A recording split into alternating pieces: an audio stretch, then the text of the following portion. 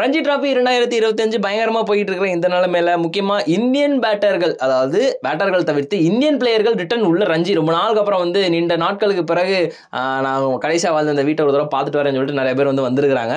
So அந்த வரிசையில் வந்து பார்த்தீங்கன்னா ரோஹித் சர்மா, ரிஷப் பண்ட், சுமன் கில், அதுக்கப்புறம் வந்து விராட் கோலி, KL ராகுல் எல்லாருமே வந்து ரஞ்சி ஆடிட்டு இருக்கிறாங்க, Ishan Kishan including also. So இந்த மாதிரி இருக்கலாம் போகும்போது வந்து பார்த்தீங்கன்னா அவங்க அதுங்க தாக்கத்தை ஏற்படுத்துறாங்களா அப்படின்னு கேட்டிங்கன்னா அதான் கிடையாது. ரோஹித் சர்மா வந்து முதல் இன்னிங்ஸில் சொற்ப ரன்களில் போகிறதும் அடுத்த இன்னிங்ஸில் ஒரு அட்டாக்கிங் மோடில் 25 அடிச்சாரு. அதுக்கப்புறம் ரிஷப் பண்ணிட்டு ஒரு ரன்னு, சுமன் கில் கேப்டன்சி கொடுத்து நானா கேப்டனாக இருக்கேன் அப்படின்னு சொல்லிட்டு நான் இருக்கேன்னு சொல்லிட்டு வாங்கி ஒரு 4 ரன் அடிச்சு எதுக்கு உனக்கு அப்படின்ற மாதிரி கேள்வி கேட்க வச்சிட்டாங்க.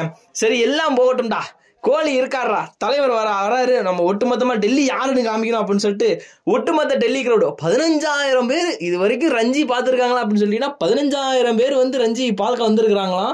அதுவும் பார்க்காதவங்க இன்னைக்கு போய் வந்து ஹாட்ஸ்டார்ல ஜியோ சினிமாவில் போய் பார்த்துருக்காங்க. முக்கியமாக நான் பார்க்கும்போது 1.5 crore இருந்தது. ஸோ அப்பேற்பட்ட ரெக்கார்டு படைக்க போகிற இன்னைக்கு அப்படின்ற மாதிரி நினச்சிக்கிட்டு இருந்தோம்.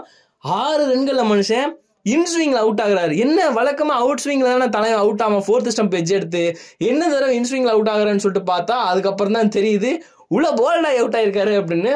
புவி வந்து அகமது ஷஷாட்டுக்கு போடுவார் பாருங்க ஒரு இன்ஸ்விங், அந்த மாதிரி ஒரு தரமான ஸ்விங்கு.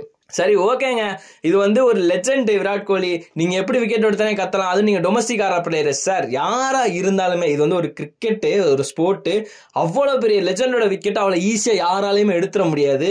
ஹிமான்சு சங்வான் அந்த இடத்துல வந்து ஓகே விராட் கோலி வந்து எனக்கு இதாயிருச்சு, எனக்கு ரொம்ப பிடிச்ச பிளேயர் அப்படின்னு மேபி இருக்கலாம், இல்ல வந்து விராட் கோலி விக்கெட் எடுத்துட்டே அப்படின்ற ஒரு ஆக்ரோஷத்துல கத்தி இருந்திருக்கலாம், இல்ல வந்து இத்தனை பேருக்கு முன்னாடி வந்து விராட் கோலி விக்கெட் எடுத்துட்டு இதுக்கு மேல எனக்கு லைஃப் டைம் செட்டில்மெண்ட் எதுவுமே வேணாம் அந்த ஒரு வேகத்துல கத்தி இருக்கலாம்.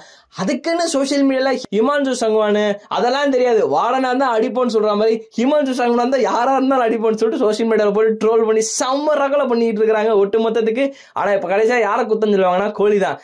இவர் மட்டும் இந்நேரம் அடிக்காம இருந்திருந்தாரு அப்படின்னா இவர் மட்டும் இப்படி கத்திருப்பாங்களா, இப்படி ட்ரோல் பண்ணிருப்பாங்களா சொல்லிட்டு விராட் கோலி ரோஸ் பண்ண ஆரம்பிச்சிட்டாங்க. ஸோ ஒட்டுமொத்தமா ரஞ்சி பார்க்க வந்த 15,000 கிரௌடுமே வந்து எல்லாரும் போய் இப்போ குழந்தை குட்டியோட இருங்க போய் படிங்க அப்படின்னு சொல்லிட்டு அனுப்பி வச்சிட்டாங்கன்னு சொல்லி விராட் கோலியை போட்டு செம்மையா ட்ரோல் பண்ணிட்டு இருக்காங்க. ஸோ இதை பத்தி நீங்க என்ன நினைக்கிறீங்க அப்படின்றத கீழே கமெண்ட் பண்ணுங்க.